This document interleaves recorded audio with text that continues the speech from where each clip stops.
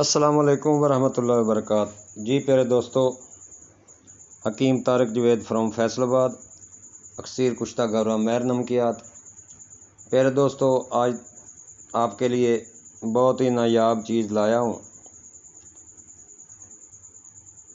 اور اس کی پہچان بتاؤں گا اور اس میں ملاوٹ کیا ہوتی ہے یہ بتاؤں گا اور اس کے فوائد بتاؤں گا۔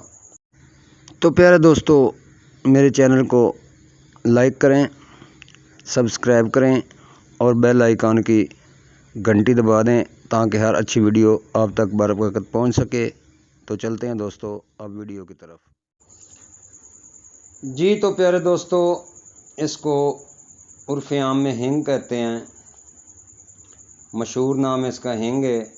سنسکرت میں ہنگو، ہندی ہینگ، عربی ہلتیت، فارسی میں انگوزا اور انگریزی میں اصافی ٹیڈا کہتے ہیں۔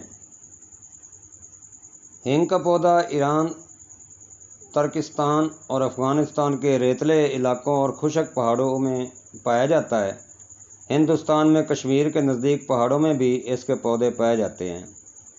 ہینگ گندا بروزہ نہیں، کئی میڈیکل مصنفین نے گندا بروزہ کو بھی ہینگ کی قسم لکھا ہے، جبکہ گندا بروزہ ایک علیحدہ چیز ہے۔ اس کے فوائد میں بھی بہت فرق ہے۔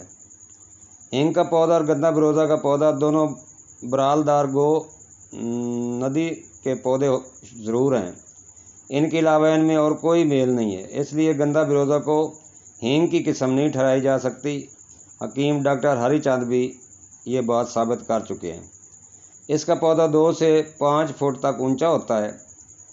مشرقی ایران، کرمان وغیرہ کے نزدیک جو پودا پایا جاتا ہے، اس کے پودے سے جو ہینگ حاصل ہوتی ہے اسے ہیرا ہینگ کہتے ہیں۔ یہ ہیرا ہینگ ہے۔ ہینگ کی کئی اقسام ہوتی ہیں جن میں ملتانی ہینگ اور کندہاری ہینگ مشہور ہیں۔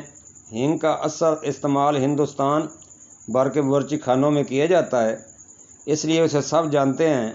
آیورویدک و یونانی گرنتھوں میں اس سے متعلق معلومات دی گئی ہے۔ اس کی خوشبو لہسن کے خوشبو کی طرح ہوتی ہے۔ اصل ہینگ کو پانی میں گھولیں تو پتلا پن لیے سفید رنگ کا گھول بن جاتا ہے۔ اگر اصلی ہینگ کا ٹکڑا لے کر اسے دیا سلائی سے آگ لگائیں تو یہ موم بتی کی طرح جلتی ہے۔ جہاں ہینگ کا پودا پیدا ہوتا ہے وہاں کے لوگ اس کے پودے کو ساگ کی طرح پکا کر روٹی کی طرح کھاتے ہیں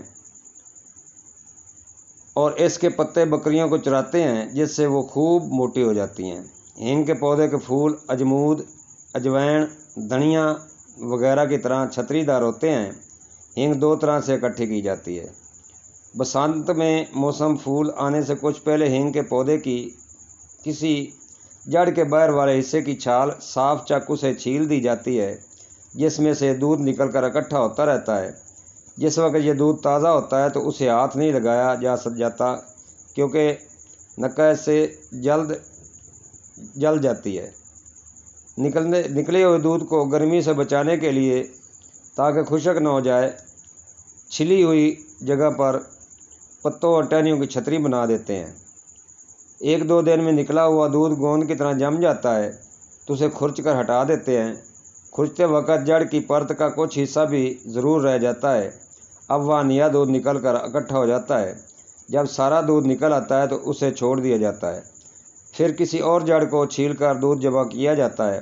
ایک پودے سے 1 کلو سے 1.5 کلو کے لگ بھگ ہینگ نکلتی ہے۔ ہینگ نکالنے کا دوسرا طریقہ یہ ہے کہ پھول آنے سے کچھ پہلے جڑ کا باہر والا حصہ اور اس کی زمین کھود کر کھول دیا جاتا ہے۔ پھر تنے کے اس حصے کو چیرا دے کر ایک مٹی کے بنا پیالہ باندھ دیا جاتا ہے اور ٹہنیوں اور پتوں سے ڈھک دیا جاتا ہے۔ اس طرح دودھ نکل کر اس برتن میں اکٹھا ہو کر بعد میں جم جاتا ہے۔ جب دودھ کا نکلنا بند ہو جاتا ہے تو پودے کو اور نیچے سے چیرا دے دیا جاتا ہے، جس سے بقایا بچا ہوا دودھ بھی نکل آتا ہے۔ دونوں سے طریقوں سے جمع کیے ہوئے دودھ کو منہ بند کر کے رکھ دیتے ہیں۔ 3 سال بعد دودھ پڑا رہ کر جب خشک ہو جاتا ہے تو ہینگ بالکل تیار ہو جاتی ہے اور بعد میں کام لائی جاتی ہے۔ ذائقہ کڑوا اور ناپسندیدہ ہوتا ہے۔ खुशबू भी नापसंदीदा होती है। मिजाज गर्म व खुशक। मिकदार खुराक 1 रत्ती से 2 रत्ती तक। तिब यूनानी के मुताबिक हिंग धड़के मारे जाने, मुंह टेढ़ा हो जाने, हाथ कांपने के अमराज में मुफीद है। जिगर, मैदा और तिली के पुराने अमराज में फ़ायदा देती है। जहाँ हिंग रखी हुई हो इसके पास कीड़े मकोड़े नहीं आते।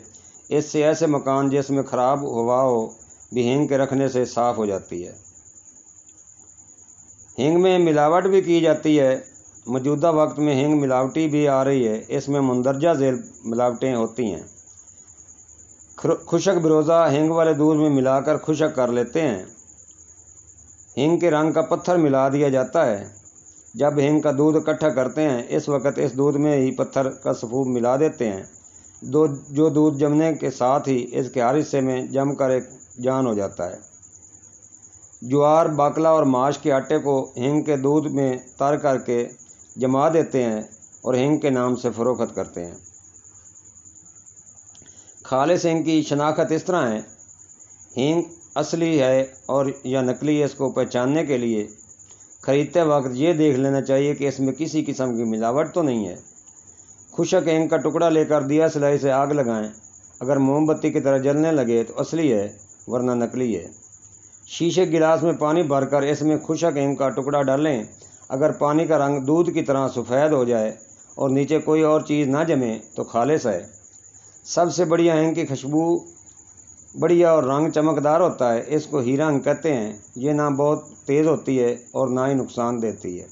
जब इसको पानी में घोलकर या मिसाला में मिलाकर देर हज़म खुराक में बुघार दिया जाए तो बादी खुराक को हज़म बना देती है।